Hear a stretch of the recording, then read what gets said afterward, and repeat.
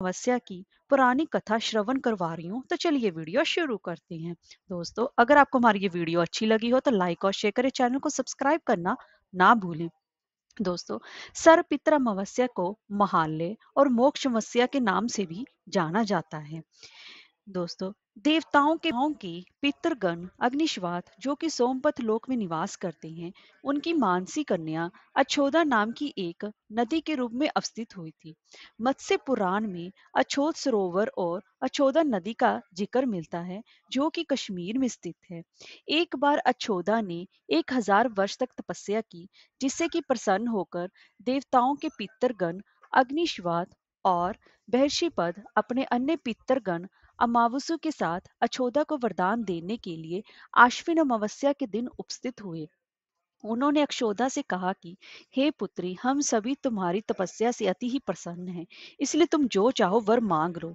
लेकिन अक्षोदा ने अपने पितरों की तरफ ध्यान नहीं दिया और वे अति तेजस्वी पितर अमावस्या को अपलक निहारती रही। पितरों के बार बार कहने पर उसने कहा, हे भगवान, क्या आप मुझे सचमुच वरदान देना चाहते हैं? इस पर तेजस्वी पितर अमावस्या ने कहा, हे अक्षोदा, वरदान पर तुम्हारा अधिकार सिद्ध है, इसलिए तुम निसंकोच होकर हमें कह सकती हो। अक्षोदा ने कहा कि भगवान, यदि आप मुझे वरदान देना ही चाहते हैं, तो मैं तक्षण आपके साथ रमन कर आनंद लेना चाहती हूँ। अक्षोदा के इस तरह कहे जाने पर सभी पितर क्रोधित हो गए। उन्होंने अक्षोदा को श्राप दिया कि वह पितर लोक से पतित होकर अब पृथ्वी लोक पर जाएगी। और पितरों के इस तरह श्राप दिए जाने पर अक्षोदा पितरों के पैरों में गिरकर रोने लगी।